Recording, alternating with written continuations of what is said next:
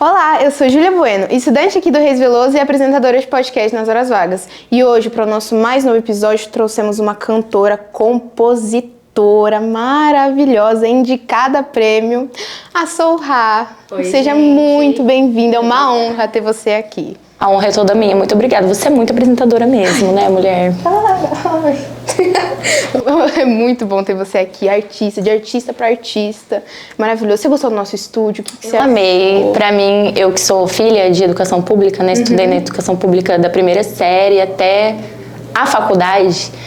Eu fico muito feliz, muito orgulhosa de ver esse tipo de espaço, esse tipo de iniciativa nas escolas públicas acontecendo. Nossa, cirúrgica. Nossa.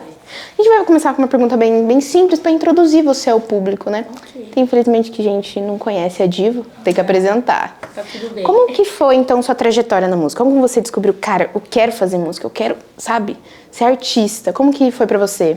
Então, quando eu olho nas minhas fotos lá de criança, eu vejo que eu já era muito aparecidinha, que eu já sabia que eu ia ser artista, mas eu não tinha essa consciência profissional especificamente.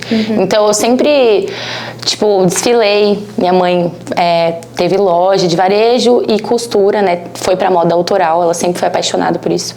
E aí, eu lembro de desfilar em feira de comércio, Feicom, bem criancinha. Eu lembro de estar sempre montada, de ir no carnaval lá, quando era do Ouro Verde, a gente tinha um bloco que chamava Gnomos, e aí eu era a passista do bloco, né? Todo mundo de bloquinho, eu era a pessoa que me fantasiava e representava o bloco. E ganhava o babado, porque a gente se montava muito. Nossa, então já tinha esse negócio, sabe? Aí cantava na escola, cantava, o coral da escola, era sempre o solo, as professoras percebiam que já tinha uma afinação, que já tinha uma... Sabe aquela pessoa que não tem vergonha? Que é mais desinibida, assim, expansiva? Eu sempre fui essa criança. Então, igreja, mesma coisa, cantei na igreja. Mas na minha adolescência eu fui mais tímida. Aquela época de muitas comparações, muitas inseguranças. Ainda mais sendo uma menina negra, né? Então, eu era mais... retraída nessa parte artística. Tinha mais vergonha, tocava mais pros amigos, rodinha de violão.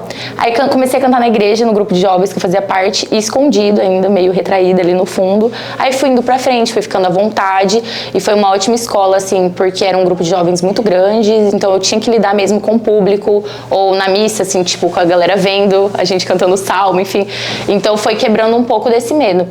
Aí eu entrei na faculdade, fiz direito, né, tive que fazer uma faculdade também pra galera lá em casa não surtar. Formei e não teve jeito daí. Daí eu já tava mais, tendo certeza de que o meu caminho não era aquele, era mais uma questão artística mesmo. Escrevi músicas e fiquei muito orgulhosa delas, quis gravar, já quis ensaiar e chamei meus amigos, eles vamos e tal, e a gente começou a fazer esse som já profissionalmente. Aí já foi valendo. Aí já comecei tocando barzinho e um evento aqui, no Casulo e não sei o que, aí a gente meteu marcha. E de onde vem a Sourha? Sourha foi um nome, cara, que ele mistura soul da música, né, da soul, do movimento soul music, que é muito importante pra música preta no mundo. Acho que deu uma matriz pro rap e para várias outras musicalidades que a gente tem no mundo. Então, dali vieram muitas referências pra mim, de pessoas negras que acessaram o instrumento, acessaram a música, sabe? Ao mesmo tempo, além de ser o ritmo soul nesse gênero, é alma. E eu vejo muito como uma tradução do que é a música pra mim. É uma coisa inexplicável, uma coisa de alma, que eu não separo da minha vida, que eu acordo, durmo e ela tá comigo, entendeu? Então a música, ela tá sempre comigo. A arte tá sempre comigo. Aí foi Sourha, Rá de Raíssa, que é meu nome. Juntamos tudo e bala. Nossa, icônica. Nossa, de novo. A galera gosta desse nome. E ainda tem aquele seu trocadilho no Instagram, né? Sou rainha. Sou Nossa, rainha. Tudo, né? Gente, olha. Que isso foi genial. Coisa de rapper, né? Porque assim, tinha um @Sourha já. E não era uma conta que alguém usa, sabe uma conta inativa que fizeram, mas não usa? Então tinha um @Sourha, eu ficava muito chateada com isso. Aí eu juntei minhas amigas, que quando eu comecei, né, meu fã-clube eram 10 pessoas. Eu e minhas amigas e minha família. Aí a gente falou, vamos tentar derrubar. Todo mundo denunciou, não deu nada, até hoje tá lá, né? Aí eu falei, não, então vou ter que ter um meu arrobinha, né, aqui com identidade, né? Com originalidade. Aí veio essa ideia de fazer o underline inha pra ficar sou rainha. Uso em tudo. Que bom. E de onde que vem sua inspiração pras músicas? Da realidade do cotidiano, todas. Então eu trago muitas experiências próprias, coisas que eu vejo, experiências ao meu redor, de família, de cotidiano, tipo, de amigas, enfim. Aquela sua música, né? Desculpa se eu falei errado. Yerba Mate? Yerba Mate, isso mesmo. Você falou muito sobre fronteira. Sim. Sobre ser naturalizada lá? Como que Não. É? Cidade natal? Como que A minha brisa é a seguinte, eu sou douradense. E eu sou filha de maranhenses, minha família é toda nordestina.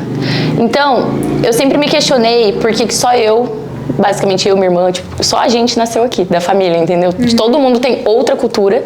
Dentro da minha casa, a gente tem uma cultura tradicional nordestina muito forte. Cresci no forró. Representatividade total. Tipo, meu pai é forrozeiro, tem banda de forró. Meus pais são cofundadores do CTN, que é o primeiro centro de tradições nordestinas do Mato Grosso do Sul. Então, eu cresci no forró, acordava comendo um cuscuz, uma farinha de puba, tudo assim, sabe? Era muito natural. E quando eu fui pra fora do Mato Grosso do Sul, eu percebi o quão sul-mato-grossense mesmo, assim, eu falei, caramba. Aí eu me entendi enquanto sul-mato-grossense, falei, caramba, a minha cultura mesmo, assim, a minha, sabe, sem ser só uma coisa ancestral, ela é muito forte. Eu não fico um dia sem tomar um tereré, eu estranho mesmo o jeito das pessoas quando eu tô lá em São Paulo, acho o nosso jeitinho caipira, o nosso jeito mais calmo. Inclusive, eu sou de São Paulo, eu prefiro mil vezes. Ai, meu Deus. Gente, eu vou falar. Mudar pra cá. Desde que eu mudei, assim, que eu fico meio lá, meio aqui, né? Eu não tenho pretensão de romper com o Mato Grosso do Sul. Eu tenho, nos meus melhores amigos lá no Instagram, eu faço o diário de uma caipirinha. Então, um dia eu fico desabafando. Tipo assim, ai, gente, isso aqui em São Paulo é muito estranho. Ai, gente, eu gosto tanto disso em São Paulo. E quando eu tô aqui, eu fico, ai, que saudades disso em São Paulo. Porque aqui no Mato Grosso do Sul, isso aqui ainda não tem, sabe? Então, eu fico desabafando, assim, esses dois mundos.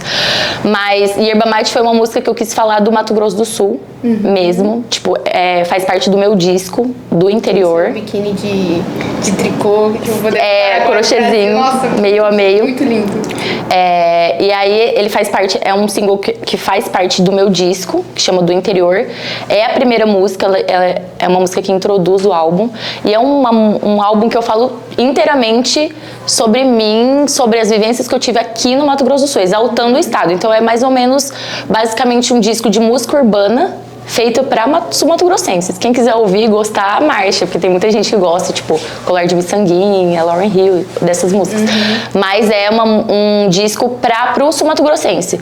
E o sul-mato-grossense também não consome muita música urbana, tipo, é mais um estado sertanejo. Então era também pra fazer essa provocação, essa dualidade, assim, de provocar o sul-mato-grossense a conhecer o que tem no Mato Grosso do Sul, né, para além de uma monocultura, conhecer a diversidade do Mato Grosso do Sul e provocar a galera do Eixo, a galera do Rio-São Paulo, a conhecer o resto do Brasil, outros Brasis, inclusive o nosso.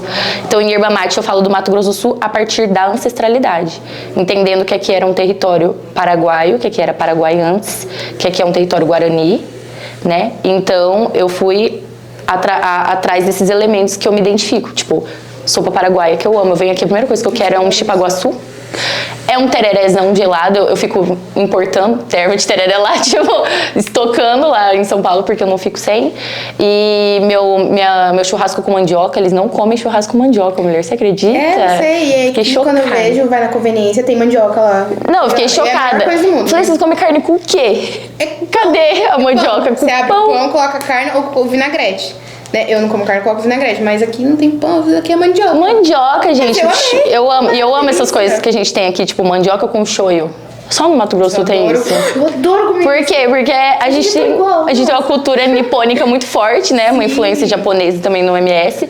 E indígena, então... Não é só em São Paulo, né? Não. A gente acha que essa mistura é só no Sudeste, é meio... Não, aqui é muito nossa, né? E aí eu quis falar disso. Aí eu fiz esse clipe saindo de Dourados, passando por Ponta Porã, pela fronteira seca, né? Ponta Porã, Pedro Juan, e indo além. A gente termina o clipe em Assunção.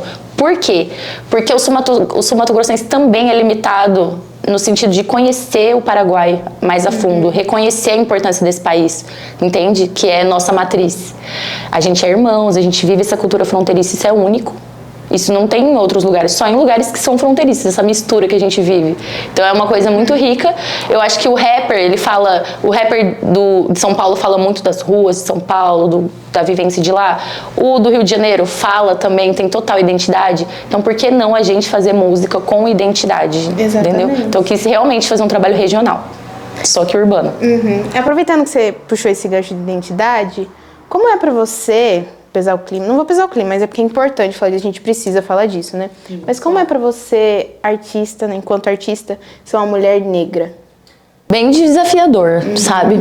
Porque as pessoas colocam, especialmente mulheres negras, em lugares, assim, né? A gente tem que... Pessoas negras, geralmente... Quando você fala de música, a maioria das pessoas pensa que pessoa negra só tá no rap. Isso que é muito ridículo. Não, e tá em tudo, né? Sim, tá em todo lugar. Do rock, e assim, à frente de muitos movimentos que foram apropriados, inclusive. Sim. Mas ser uma mulher negra, assim, é muito louco, né? Porque a galera, primeiro, espera que uma pessoa negra vai ser necessariamente periferia. E aí eu não sou essa pessoa.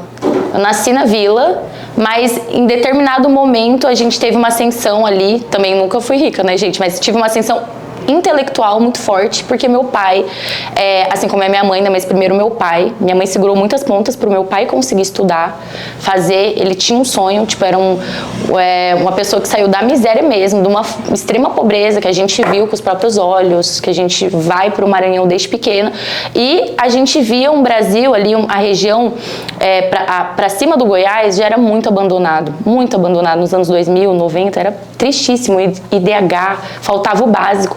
Então era muito difícil ver a minha família, que é enorme, porque a minha família por parte de pai, por parte de pai, minha avó teve 11. 11 ou 13? Ai, meu Deus. Meu Deus. É porque... babado.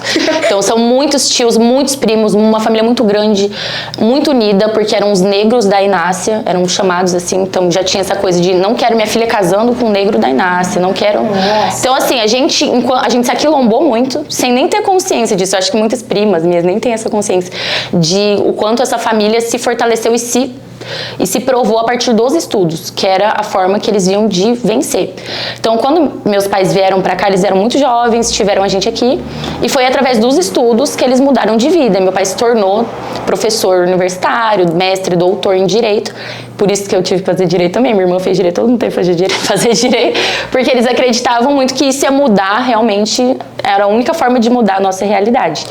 E então, eu tive uma formação, já um acesso muito maior, cultural, intelectual, financeiro. E aí as pessoas questionam muito isso, assim, esse lugar de como você é rapper se você não passou fome. E eu falo, mano, se você souber o tanto de coisa que eu tenho pra falar, sendo eu mesma, lógico que é, lógico que é. Negra é pobre. Não, e tipo assim, e não pode vencer, né? Parece que querem a gente nesse lugar mesmo, sempre. Então é muito louco. Eu já vi rappers, tipo, que passaram a maior parte da vida na periferia, na favela, vencer ali na arte, num corre independente e tal, ser referência pra galera da quebrada dele e começar a ser chamado de boy por causa disso, entendeu? Tipo assim... Enfim, eu acho muito complexo a gente ser colocado nesses lugares, sabe? Mas eu acho que isso são traços de racismo. Logicamente, assim, eu acho que a gente tem que pensar duas vezes antes de pontuar como eu explico? Eu sou muito metódica com o meu trabalho. Eu procuro ser profissional ao máximo. Sim. Organizar. Porque eu tenho TDAH, porque eu sou independente, se a gente não se organiza, o bagulho fica louco. E aí, no underground, que a galera era mais, assim, de Dourados, falando aqui, tá? Uma galera mais solta, mais, tipo, estamos fazendo música pelo amor, não sei o que, não sei o que. E aí eu já acho também a cena alternativa daqui muito branca, tá? Não no sentido de, não pode, tô ofendendo, não. Tipo, você vai num evento aqui da cena alternativa, você conta quantas pessoas negras tem. Então, os rolês alternativos de Dourados, eles são majoritariamente brancos, pessoas... Tipo, é um rolê para 200 pessoas, você vai ver 3, 4 pessoas negras. Ninguém se questiona sobre, ninguém faz uma autocrítica, entendeu? Se você faz, você é arrogante, você é a pessoa que tá se passando. Então a gente tem que ficar cuidando pra não ser o tempo inteiro essa pessoa, sabe? E eu já sou essa pessoa que falo mesmo, entendeu? Então por muitas vezes a gente é colocado em lugares de estrelismo, ela é arrogante, é difícil trabalhar com. Mas eu vejo que pessoas não negras conseguem tranquilamente terem essas mesmas posturas e não serem colocadas nesses lugares, entendeu? Enfim. Então são várias camadas. Ao mesmo tempo eu também acho a cena daqui alternativa, underground e tudo mais, muito acadêmica, muito academicista. Tem uma linguagem de cultura, de que cultura é isso. Então, recebe muito bem o funk, o samba, recebe muito bem o MPB, o rock, mas aí vão chegando umas linguagens que não tanca tanto, entendeu? Aí a gente fica, seu progressismo vai até aqui, entendeu? Então isso também são coisas que eu sinto na pele, enquanto profissional, assim, sul-mato-grossense, douradense, enquanto mulher negra. E você já... Se for uma pergunta meio pessoal demais pra você, não precisa responder, mas... Tá bom.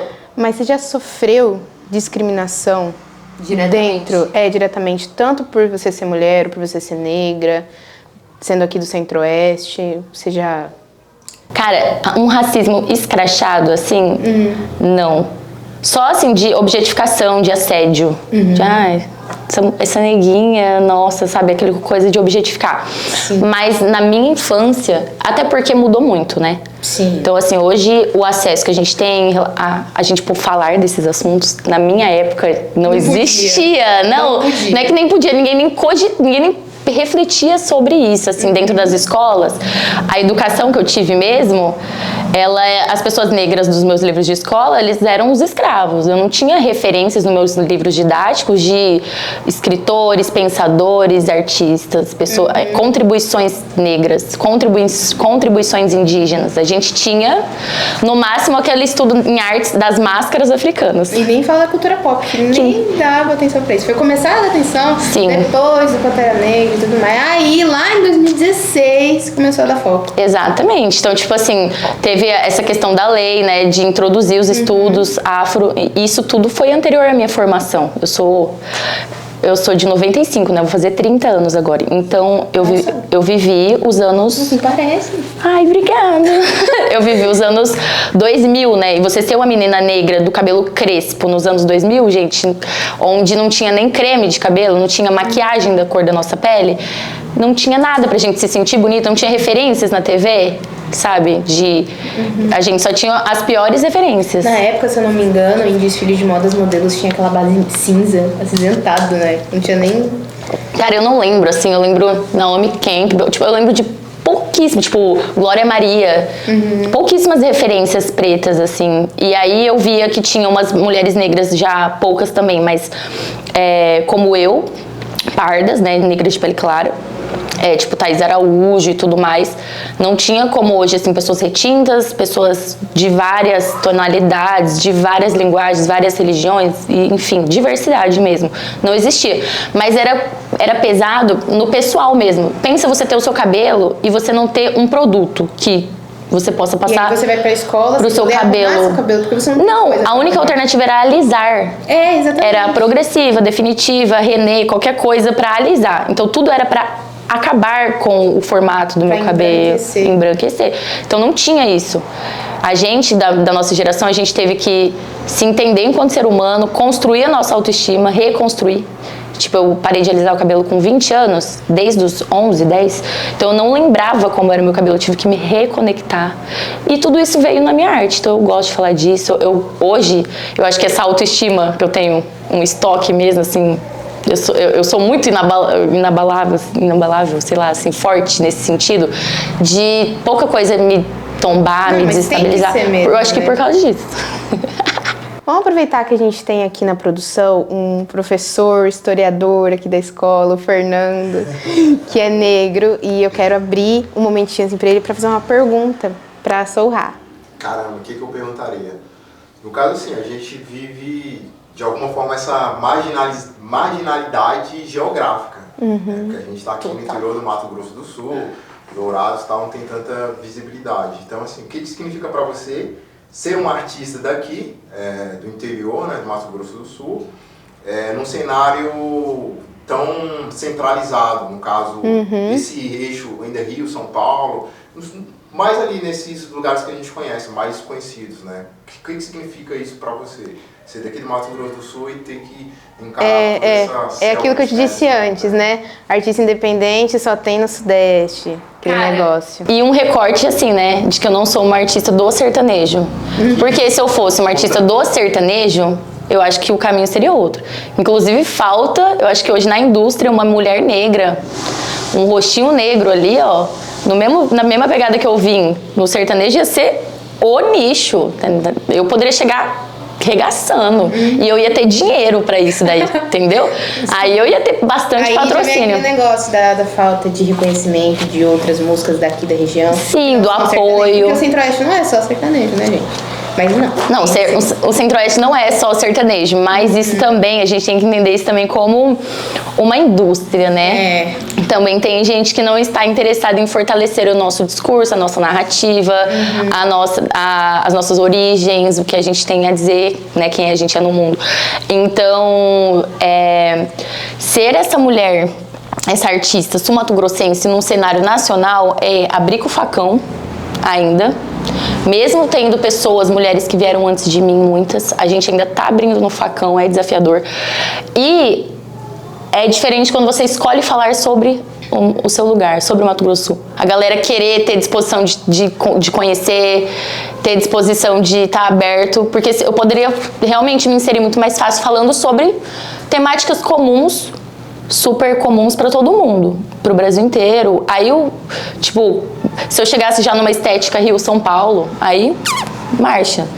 Mas ao mesmo tempo a galera gosta também.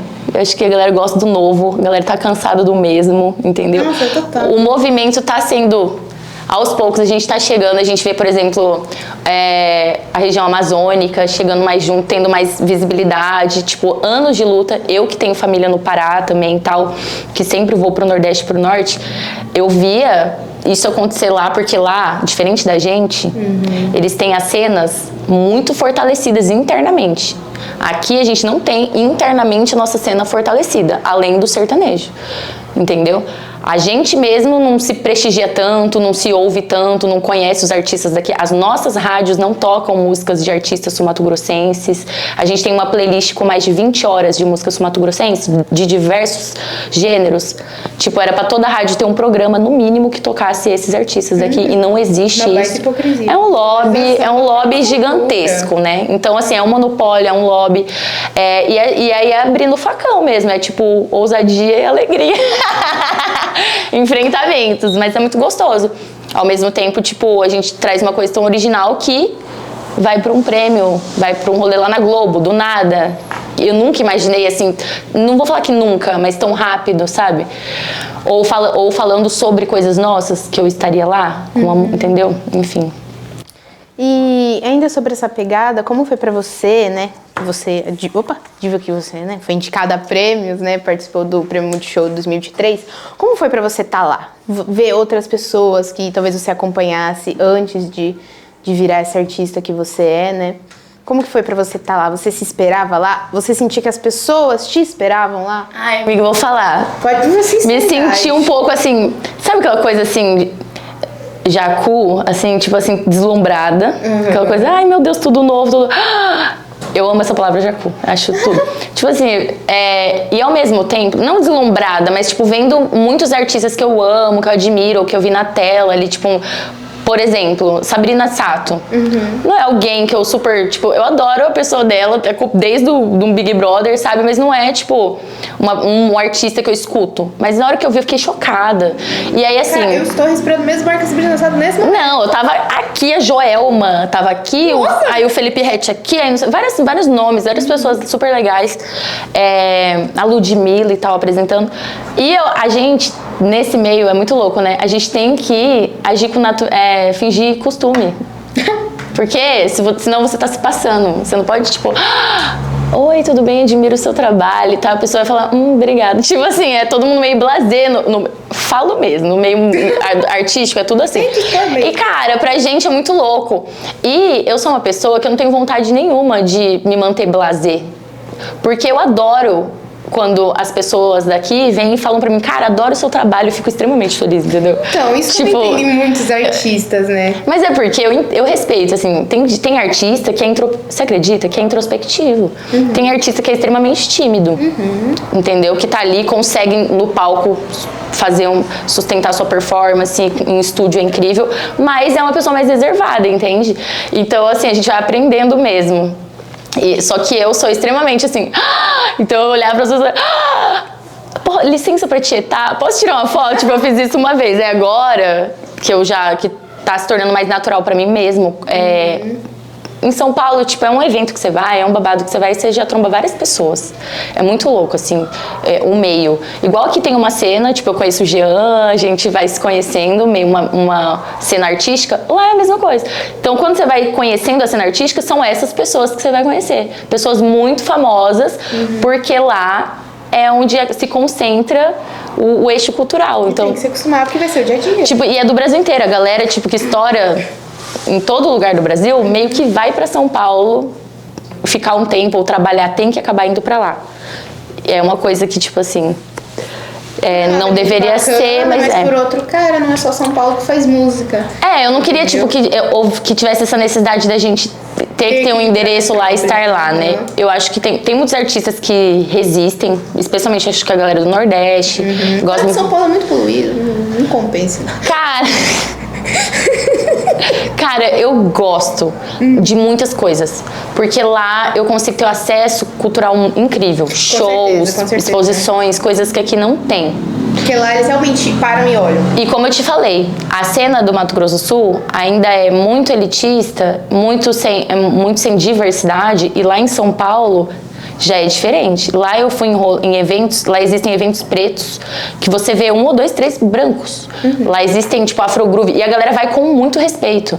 Você tem festas negras, tem show, por exemplo, tipo, aberto pra todo mundo, né? Lógico, mas você consegue ver diversidade. Eu fiquei chocado quando eu vi, que eu fui num evento que eu vi, tipo, um monte de travesti, mais travestis do que cis. Mais pessoas negras do que brancas. Eu fiquei, tipo, quando isso vai acontecer em Dourados? Quando isso vai acontecer no Mato Grosso do Sul? A gente tenta, mas ainda é uma luta, um processo. E aí, consequentemente, essa diversidade influencia no som, nos movimentos culturais. Aqui, eu vou no evento, o repertório é o mesmo. Há 3 anos, 4 anos, eu vou no evento da banda X, eu já sei meio que eles vão tocar. Assim, sem falar mal também, gente, tipo, porque o artista tá no corre dele fazendo o dele, né? Mas, assim, você vê que as coisas não mudam muito, as pessoas gostam disso, elas se conformaram com isso, com a mesmice, e aí não... Com o padrão. E aí você vai lá, eu sei, tipo, real mesmo. Se eu for, tipo, num pagode, eu sei basicamente o que vai tocar. Se eu for nos meus parceiros, que era a minha banda, que tocava comigo, com um projeto deles, eu sei mais ou menos o que eles vão tocar. E eu canto quase tudo. Então, assim, você consegue, sabe? A maior parte dos movimentos culturais brasileiros que acontecem em São Paulo, porque lá tem gente do Brasil inteiro, então tem reggae, dancehall, tem não sei o que, tem tudo. A maior parte desses movimentos culturais nem iam ser assimilados pela galera aqui, nem ia ser processado, nem chega, entendeu? Coisa muito que você falou sobre o Mato Grosso do Sul, só valorizar o sertanejo. Tem um grupo, um sexteto de pagode daqui de Mato Grosso do Sul, de Campo Grande, o Atitude 67, que eu cresci, eles eram super bombados. Eu sou do interior de São Paulo. Eles são super famosos. Cheguei aqui, ninguém conhece a Atitude 67. Como que vocês não conhecem? A pessoa que é daqui, da cultura de vocês. A galera até conhece, mas não valoriza, porque parece que santo de casa não faz milagre, sabe? O Atitude é muito louco, né? Eu acho muito massa, assim. Eles não têm uma linguagem de samba raiz, então eles devem sofrer, vou falar. Eu acho que eles devem sofrer. Porque no Sudeste eles não devem ser, tipo, tratado como samba raiz, sambão, pagode e tal. Por quê? Porque são do Sudeste ou do Centro-Oeste. Barzinho, assim. Aí depois eles estouraram, mas ainda assim, eles ficam mais pro Sudeste, que é pra onde eles conseguem fazer isso. Mas é esse lugar que ele falou da margem. Tipo assim, quando você é do Mato Grosso do Sul, quando você faz pagode e não é de São Paulo, do Rio, a galera já não recebe tão igual. E eu vi isso acontecer com gente estouradíssima, aquele Menos é Mais é estouradíssimo. Nossa, total, fizeram. Mas eles são do Goiás, né? Eles são do Goiás. Eu já vi um monte de gente descredibilizar os caras, tipo assim, esse pagode de não sei o quê. Mas, gente, no fundo é só porque não é do Rio e de São Paulo, entendeu? Ou da Bahia, porque tem uma passibilidade pra Bahia. E aí, a gente daqui, a gente realmente tá na margem, tem outro estilo de vida e tal. Só que, gente, a fronteira do Brasil é enorme. Se a gente fosse muito articulado, ia ser outra coisa, entendeu? Ia ser o babado. Ia ser o babado. São muitas linguagens de fronteira e tudo mais. Então, acho que é uma coisa de se trabalhar, de se fortalecer enquanto cultura própria. Mas eu acho aqui... o nosso jeito de ser é muito... Eu gosto muito mais, acho muito mais incrível. A gente é muito mais receptivo, mais desacelerado, mais humilde mesmo, porque a gente... Pelo menos em Dourados a gente entendeu que a gente é tudo lascado, tá tudo na mesma luta, no mesmo corre. Ninguém aqui é mais do que ninguém, tá todo mundo... E se alguém for mais, assim, um dia nós vamos ficar felizes, porque a gente precisa de referências, a gente adora. Tipo, eu gosto muito de ver a Marina cantando, Marina Peralta no Lollapalooza. Pra mim, eu vibro com ela quando esse tipo de coisa acontece. Eu vou vendo, porque são referências que a gente tá criando, né? Mas, enfim, é isso que eu falo, eu tenho prós e contras, vou vivendo esses momentos. E eu acho que no mundo, onde eu passar pelo mundo, eu vou tirar essas experiências. No meu disco, eu tô com 2 cintos. Eu tô com um cinto, perdão, de relógios do interior. Aí tem 2 relógios. Eles representam esteticamente, tipo, na moda ali, né, no meu jeitinho, esses 2 lugares, esses fusos horários diferentes. Nossa! Essas vivências diferentes, o tempo mesmo de viver. A galera lá é trampo. Tipo, a cabeça, a mentalidade já é outra. Tipo, a galera lá tem referência de gente que estourou muito. Eles têm a indústria lá, eles têm gravadoras, eles têm, tipo, o seu vizinho de quebrada que ficou muito famoso e tá com as correntonas. Então, essa galera tem uma gana diferente da nossa. A gente tá muito distante disso. Então, a gente tá construindo essa visão de que a gente pode, tá ligado? Assim, entre a gente ainda, entendeu? E agora, não sei se vou pesar o clima, mas aproveitando esse negócio de artista e tudo mais, quando o seu coração de artista para de bater, o que faz ele voltar? Pesei o clima demais. Não, que pergunta. Você fala, tipo, ai, cara, eu vou falar. Quando a Sorra, tipo... Chora no banho, lógico. Pode ser só bloqueio criativo, pode ser algo a mais que afeta você. A gente fala de desistir, sim. Não, eu vou lá, uma vez por semana eu quero desistir. Tranquilamente, toda TPM eu quero dar uma desistida. Não. Tipo assim, ai, tô cansada, acho que eu vou estudar pro concurso. Como se fosse super tranquilo também. Não, mas assim, meus pais, meu pai especialmente, eu vou falar do meu pai. Minha mãe também, ela é incrível, mas tipo, meu pai é aquela pessoa com quem eu tenho mais um bagulho afetivo, assim, de ligar. Meu pai sempre foi mais sentimental. A linguagem do amor da minha mãe é um pouquinho diferente. Ela é mais do... Vou te deixar bem vestidinha, vou fazer as coisas pra você, vamos lá. Ela é mais do prático. E meu pai é muito sentimental, mais espiritual. Então, meu pai é a pessoa que fala, ó, põe a cropped... E tá chorando, não é filha, não é neta de Inácia, não sabe o que a gente passou, tipo, já veio assim, ó, engole esse choro e seca essas lágrimas e bora pra cima. Meu pai é essa pessoa na minha vida.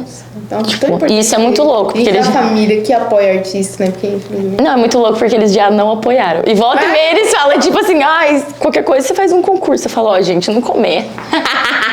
Não começa, que é isso mesmo. Mas enfim. E sobre a sua carreira? Vamos despesar o clima. Deixar leve o clima. Vamos deixar o clima leve. O que você já conquistou com a sua carreira que você desejou uma vez? Ou coisas que você alcançou que você nem sabia que você podia, mas você conseguiu? Porque nesse momento que a gente tá muito bem, a gente estranha, assim, como assim eu consegui isso daqui? A gente estranha mesmo. Mas o que você já conquistou e o que você almeja conquistar ainda mais? Muita coisa, assim. Eu acho que pra alguém de Dourados, assim, pro que eu imaginei, eu acho que eu já fiz tudo. Não, eu posso fazer muito mais, eu tenho essa noção e tal, eu quero, mas eu sou muito satisfeita, assim, muito mesmo, com essa caminhada, porque eu fiquei muito passada, assim. Quando eu comecei a fazer música autoral, eu vivo cada processo, eu vivo cada dia, eu não tenho muito essa coisa de, poxa, lancei um clipe, ele não bateu milhões. Gente, eu tenho noção, pé no chão, normal, assim, eu vibro mesmo. 20 mil views nesse clipe, eu falo, cara, estouro. Eu falo assim, juro, eu chego na minha cidade, no meu show, a galera que tá cantando a minha música.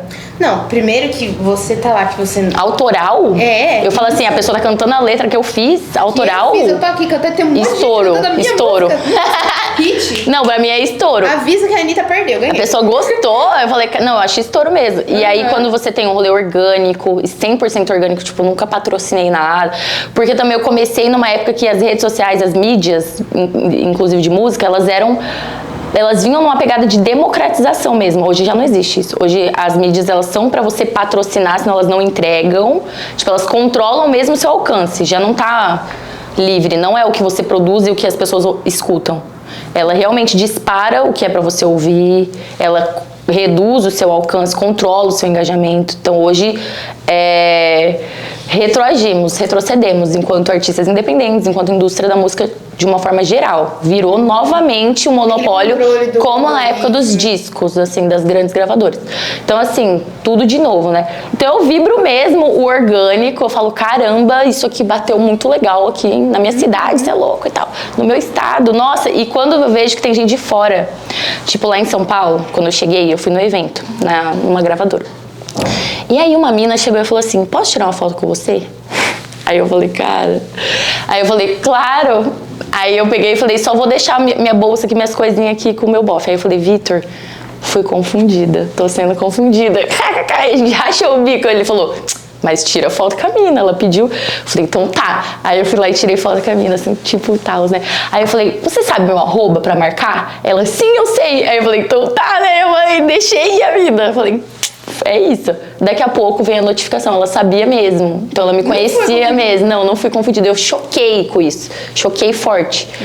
Deu aquele estalinho? Deu um estalinho de tipo assim, para além da minha bolha. Estou aos poucos furando a minha bolha. E isso é muito gratificante.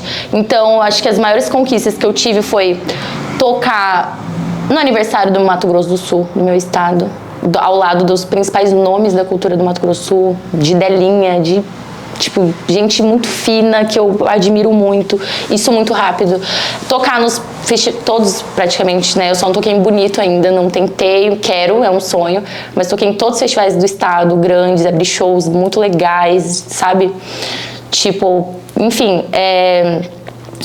Fui pro Multishow com uma música minha. Cheguei, na hora que eu cheguei, levei meus parceiros que fizeram esse som comigo, o Theo, o Enive, que é o produtor. A gente chegou lá, estava tocando Trap Nojo. Na hora que a gente chegou, tava tocando nas caixas. Tipo, ninguém tava nem aí, mas a gente chegou e tava tocando a nossa música, sabe? Então a gente ficou chocada e tava, tipo, Kian, Tasha Trace aqui. Eu falei, gente, eu olhei pro lado, tava o Kian e a Tasha Trace. Eu sou muito fã deles. Eu falei, gente, é minha música. Aí eles, ai, que legal. E eu, ai, também, sabe? Tipo assim.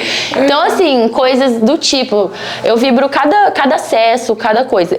Agora eu tô numa fase de querer introduzir meu show em São Paulo, pelo interior de São Paulo. Acho que ali, a partir dali eu vou conseguir traçar outras rotas pelo Brasil.